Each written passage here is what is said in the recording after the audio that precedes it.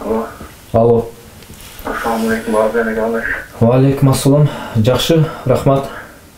Бауыржан ака, мен сизге видео алгачында садырда барып райым сурап кайрылдым эле го. Нурбек сенби? Мен Нурбек. Ассаламу алейкум. Алейкум ассалам. Мен сен бүгүн байланышка чыкканың үчүн чын жүрөктөн кубанычтамын. Аллага чексиз мактоолор болсун, даңктар болсун. Ден соолугуң жакшыбы? Жакшы, рахмат. Тынчсыңбы? Рахмат. Сен жөнүндө ар кандай бир сөздөр болуп, мен ушунчалык сарсанага батып жүрдүм эле да. Мен жөнүндө ака, бир гана сөз эмес, ар кандай нерсе болуп кетти ака. 7 декабрь күнү мен Садыр Жапаров президенттен райым сурап кайрылдым го. Ооба. Кайрылгандан 12 декабрь күнү общий абакта шумон жүрүп, өздөрү эле мыйзамсыз алып келип берген, акчага саткан, мыйзамсыз алып келип берген телефондорун кайра өздөрү чогултуп кетишкен. Өздөрү наркотик деп өздөрү алып келип берген, бүт баарына далилдерим бар. Мени болсо изоляторго алып барып, сен эмне Садыр Жапаровго райым сурап кайрыласың?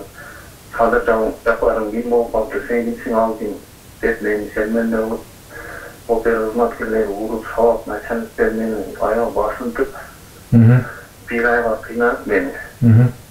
Анан могу абактын баарын тинтүүгө алышып, абактагы соттолгондорго мына Самарбай Нурбектин айынан болду деп элге жарыя кылып, жаман көрсөтүп, тагдырын аябай талкалашып булар.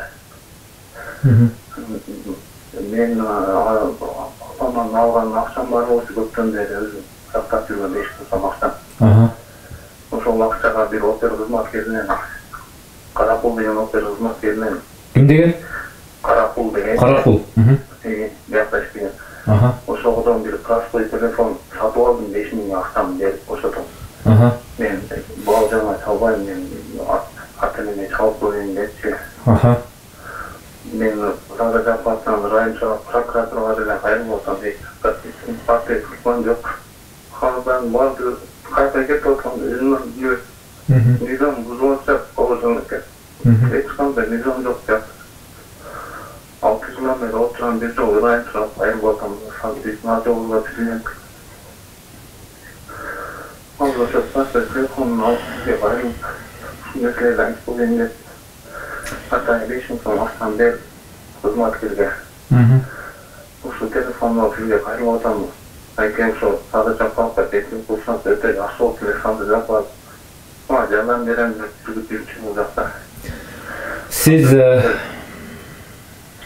Сиздин айтканыңызды түшүндүм. Бирок азыр мен бул сүйлөшкөнү, сиз айткан информация эртең чыгат. Сиз каршы эмессизби? Каршы эмесмин, ошону чыгарып УКМКнын төрагасы же прокуратура кызматы жугушуп арыз менен кайрылып атам, жеткирбей атпыларчы. Азыр мен сизге мынакей, сизди алгачкы жолу соцтармакка чыгаргандан бери 1 айдан өтүп кетип турат оған. Ошол күндөн бери мен ушул акыркы видеону чыгарганда сиз жөнүндө. Мен ошол Оштон Бишкекке барып сиз жөнүндө сиз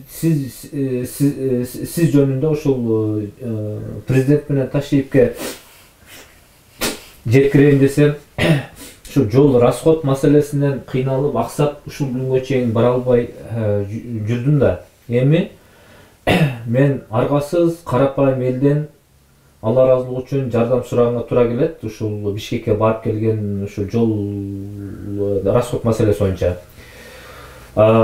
Мен эртең анда мен Кудай буйруса Алладан дуа кылып сурап бир амалын таап жолго чыгам Бишкекке. Анан сиз айткан сиз мүмкүнчүлүк болсо кайсыл зонадасыз, Бишкектин кайсыл жеринде ошону айтып койсоңуз, мен ошол жерге барып сиз менен жол шаарында Молдовановка айылынан номер 1-мекеме, Садыр Жапаров менен бирге отургансыз. Билем, ошо Садыр Жапаров отурган десем билет дем, анча-мынчасы айтып берер. Садыр Жапаров отурган абакта десеңиз билет. Самурбек Умурбекти чыгарып сен чыгарат депетага прокуратурадан адам ала келиңизди сураныш мякта аябай мыйзамдуулар болуп атат. Мен Сатушниктер өздөрү телефондорду өздөрү акчага алып берип берет. Күндө тинтүү жүргүзүп кайра табып алып кайра өзүбүзгө сатат. Булар вообще мыйзамды билишпейт. Өзү корлоп отурсак бизден алса мейли биздин ата-энелерибиз кыйналды, бир тондар кыйналды чынында. Байке. Түшүндүм. Бауыржан колунан эмне келет эле, сен кимге кайрылганын өзүң билбей атасың деп сатушниктер менен уруп салып, сени башың баары көтмөк болуп жаткан жеринен кайра келишип мага сен кроваттап тепкеледиң деп мени ар кандай коркуттуу жолдор менен мен өзүм урдум деп жаздыртып алышкан булар. Азыр мен сизге бир нерсени айтайын. Өткөндө ошол сиз менен бирге отурган азыр эркиндикке чыккан мен аты жөнүн да билбейм, номерин да билбейм, айтор бир номер менен чалган азыр эсимде жок. Сиз жөнүндө мен ыйлай турган сөздөрдү айтты десеңиз, колдоруңуздун баарын сындырып салган дейт да, пытка кыла берип, мойнуна алдырып дейт да.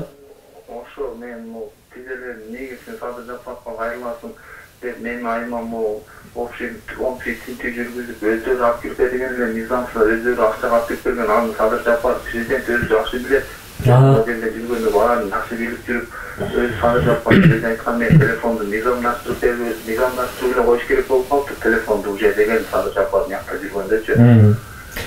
Анан жанагы сотрудниктердин кимге кайрылганын билесиңби, Бауыржан колунан эмне келет деп эгерде мазактап, мыскылдаган болсо,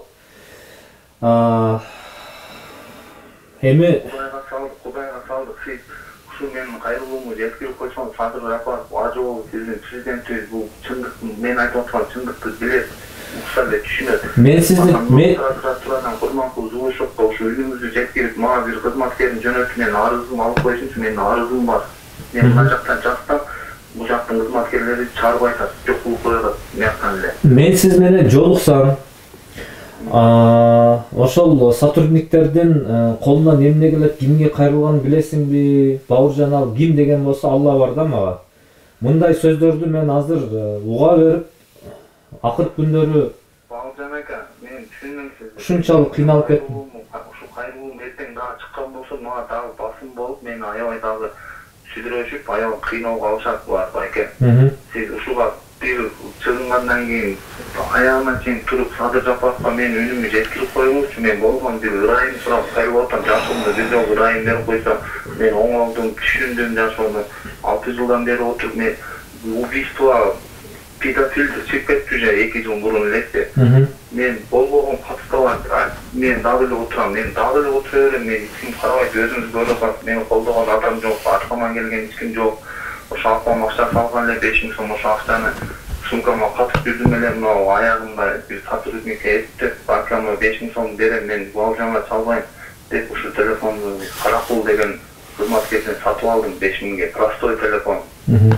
Бул телефонду деле ушул жерде эле соттолгон адамдарга сатып алып, кайра тинтүү жүргүзүп, кайра табып алып, булар бизди шылдыңдап кайра өзүбүзгө сатып, булар вообще мыйзамсыз. Мен ушу прокуратурадан келсе, булардын үстүнөн арызым бар, 2-3 кабат арызым бар. Ушул сөздөрүмдү жеткирип коюшуңузду өтүнөм, Бауыржан ака. Макул түшүндүм. Мен колумдан келгенче аракет кылып, эртең жолго чыкканга аракет кылайын иншалла. Мен эгер жолго чыксам, сизге байланышам. Анан телефонум өчүп болот, сиз могу видеону чыгарганда эле менин телефонум өчөт уже. Видеону Бишкекке чейин сүйлөшөсүз. Мен Бишкекке барганча дагы съемкаларды кылам. Анан Бишкекке барып, андай эме жок, менде андай эме жок. Мени сумон кылышып, мени азыр Каракул Атай берип бир күнгө эле алдым 5000ге, бир күнгө мен апам айтып, ден соолугун сурап коеюн кайтап деген ойдо элечи. Мен могу видео съемкамды чыгарып койсоңуз жакшы болот эле, сөздөрүм үчүн. Макул. Мындай да тууганым. Бир жардамга муктаж, мындай жалган жала менен камалган мусулман бир тууганын кайгысы, ыйы, менин да кайгым, менин да ыйым да. Мен кайдыгер карабай колумдан келгенче Аллага таянып аракет кылайын. Дуа кылып туруңуз. Алла кадыр зат, Алла каалаган нерсе болот. Sadece öyle Baucan seni çıkarıp alamın deyip, Balmaya Kuday bile deyip, Kudaydan suranıp çıkarıp Kudayın buyursa deyip ayıp otpayı Hazır Japak'a gayrı otpayı, Acı Oğuz'a, Prezidentüz'e, adaletsiz, tümmenin var adaletsiz oturasına 85% adaletsiz deyip, Sadı Prezidentüz gözümen görüp etken. Men sizde Özümün yaşamımı жақсы bilek Sadır Eken. Yani жалғыз apamdan başka ettiğim yok Sadır Eken'e aytmamına. Sadır Eken'e kıynalıp жүрген уақыттарында жерде жанында қайрат қылыңыз Байке'не бар жақсы болып деп жоқ дегенде жылы сөзімді айтып жүргенмін Байке'ге. Мықты біздің азырына президент болды. Мен 2-3 жол ырайын сұрап официалды айрылдым. Ешқандай натижа жоқ. Бұл жақтағы низам бұзуларға прокуратураға жазсам ешқандай прокуратураға жеткізбейді. Жеткізсе дағы келбейді. Осындай болып отырады Байке. men sizді түшүндүм. Şunu bir жеткізіп қойыңыз, ә? Макул. Рахмат чоң сізге. Алла разы болсын. Сізден de Allah razı olsun. Nurbek. Қаларап тұрыңыз мен. Құда қаласа. Сатурниттер мен қорқам барынан Сатурниттер өтті. Қорқынышты Сатурниттер бар. Men sizді түшүндүм. Bir musulmandын muhtaçlığın çeçip men sebepkar bolup kalsam, uşul jumуштун ayağına çıkıp kalsam, inşallah bir musulmanды kulduktan kutkarуу solun alıp kalsam, ahirette maga bir Allah taraftan bir jardam bolor деген үмүтүм Кудай кааласа inşallah. İnşallah Allah razı olsun sizге. Макул рахмат. Nurbek.